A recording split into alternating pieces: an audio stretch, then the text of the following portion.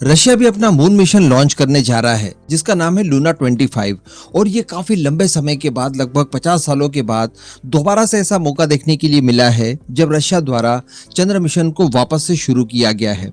हालांकि मैं आपको बता दूं कि 2021 से ही इसकी प्रिपरेशन रशिया द्वारा कर ली गई थी। बिल्कुल भारत के चंद्रयान 3 जैसा ही ये प्रोजेक्ट है। ये भी चंद्रमा के दक्षिणी ध्रुव पर उतरने वाला है, सॉफ्ट लैंडिंग करने वाला है। इसमें भी लैंडर और रोवर दोनों मौजूद है और ये भी चंद्रमा की सतह पर पानी ढूंढने ही जा रहा है। लेकिन दोस्तों, जो लॉन्चिंग के लिए समय चुना गया है रशिया के द्वारा, हम लोगों ने लास्ट वीडियो में भी डिस्कस किया था कि यहाँ पर रशिया ने एक रेस शुरू कर दी है भारत के साथ कि भला ये रिकॉर्ड कौन सेट करता है कि चंद्रमा के दक्षिणी ध्रुव पर सबसे पहले सॉफ्ट लैंडिंग कौन करेगा, भारत या फिर रशिया। क्योंकि हमारा चंद्रयान 3 तो 14 जुलाई के दिन ही लॉन्च कर दिया गया था, लेकिन जैसा हम जानते हैं कि हमारे रॉकेट्स उतने ज्यादा पावरफुल नहीं हैं। इस वजह से उन्हें काफी लंबे समय तक स्पेस में रहकर उसके बाद धीरे धीरे चंद्रमा के करीब पहुंचकर फिर लैंड करने की कोशिश करनी होगी। इस समय की अगर बात की जाए तो हमारा चंद्रयान लूनर ऑर्बिट में पहुंच चुका है, यानी चंद्रमा की परिक्रमा उसने करनी शुरू कर दी है। और 23 अगस्त के दिन, जिस दिन 100 किलोमीटर की दूरी तक चंद्रयान 3 पहुंच चुका होगा, उसके बाद वो सॉफ्ट लैंडिंग के लिए तैयार होगा। और इसी बात को चेस करते हुए रशिया द्वारा भी लूना 25 को लॉन्च किया है।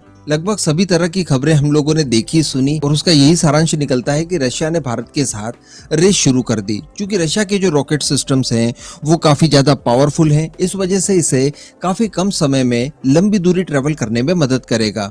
और अब कुछ खबरें निकल कर आ रही है, उनके हिसाब से बताया ये जा रहा है कि शायद 2 दिन पहले ही चंद्रयान 3 के ये मून के सरफेस पर सॉफ्ट लैंडिंग करने के लिए तैयार हो जाएगा। तो अल्टीमेटली इस समय प्रतीत ऐसा हो रहा है कि शायद भारत का ये रिकॉर्ड बनने से पहले ही रशिया तोड़ दे और रशिया ये रिकॉर्ड खुद ही अपने नाम कर ले। ऑब्वियसली अगर इस तरह की कैलकुलेशन के साथ रशिया ने अपना मून मिशन लॉन्च किया है तो सारी चीजें पहले से उनकी तैयार थी, प्रिपेयर थे वो लोग, और उन्हें पता था कि कब हम लोग लैंडिंग कर सकते हैं, किस तरह से हम लोग रिकॉर्ड सेट कर सकते हैं। और ये उसी का नतीजा है कि सारी कैलकुलेशन के बाद आज 11 जुलाई को उन लोगों ने अपना लूना 25 लॉन्च कर दिया। तो अल्टीमेटली मुझे नहीं लगता इस समय कि भारत अपना रिकॉर्ड सेट कर पाएगा। हालांकि यहाँ पर कई सारे संशय थे, कई सारे डाउट्स थे जिनको लेकर मैं आपको कुछ जानकारी देने वाला हूं। सबसे पहले तो लोगों को ये शंका हो रही थी कि कहीं ऐसा ना हो कि अगर इनकी सेम डे लॉन्चिंग होती है, क्योंकि शुरुआत में ऐसे ही बताया जा रहा था कि 23 अगस्त के दिन ही दोनों मून मिशन लैंड करने वाले हैं चंद्रमा की सतह पर। तो अगर कोलिजन हो गया दोनों का तब क्या होगा? तो ऐसा बिल्कुल नहीं है। काफी ज्यादा दूरी है भारत और रशिया के बीच में, तो जो लॉन्चिंग डिस्टेंस है उसकी वजह से ऐसी परिस्थितियां नहीं आ सकती। इन सारी चीजों को ध्यान में रखकर ही मिशंस लॉन्च किए जाते हैं। इसके अतिरिक्त दोस्तों, कई लोगों को ये भी शंका थी कि मान लीजिए चलिए भारत का चंद्रयान 3 रशिया के लूना 25 से पहले ही लॉन्चिंग के लिए तैयार हो जाता है और वो लॉन्च करने की कोशिश शुरू कर देता है। लेकिन अगर ऐसी कोई परिस्थिति आ जाती है कि हमारा चंद्रयान 3 पिछली बार की तरह हार्ड लैंडिंग करता है तो, और अगर ये किसी तरह से फेल हो जाता है तब क्या होगा?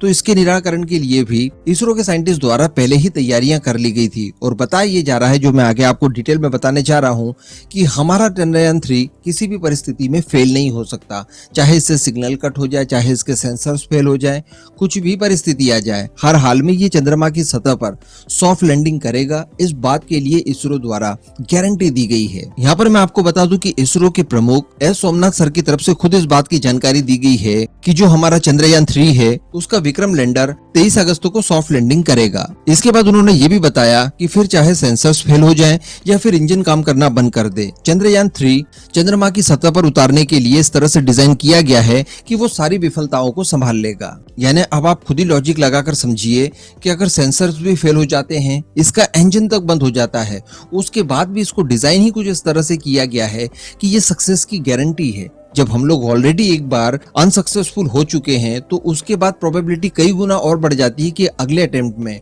आप हर हाल में सॉफ्ट लैंडिंग करवा ही पाएंगे, क्योंकि पिछले बार का एक्सपीरियंस इस बार हमें काम आएगा। पहले सारी कुछ चीजें थ्योरेटिकली चल रही थी, लेकिन इस बार हम लोगों के पास प्रैक्टिकल एक्सपीरियंस था। उस प्रैक्टिकल एक्सपीरियंस का इस्तेमाल इसरो के साइंटिस्ट द्वारा चंद्रयान 3 के लिए हर हाल में किया ही गया होगा ऑब्वियसली। और यही सारी चीजें देखने के लिए मिली कि पिछली बार की गलतियों से सीखने के साथ इस बात की व्यवस्थाएं की गई कि हर परिस्थिति का सामना चंद्रयान 3 आसानी से कर सके। केवल एक ही चीज की प्रॉब्लम आ सकती है और वो प्रॉब्लम रशिया, अमेरिका या चाइना जैसे देशों के साथ भी आ सकती है, और वो है इसका प्रपल्शन सिस्टम, जो कि सबसे ज्यादा प्रमुख होगा। केवल वो प्रॉपर काम करते रहे, इसके अतिरिक्त और किसी भी चीज की आवश्यकता नहीं होगी, और फाइनली हमारा जो लैंडर है वो सॉफ्ट लैंडिंग करने में सक्सेसफुल होगा।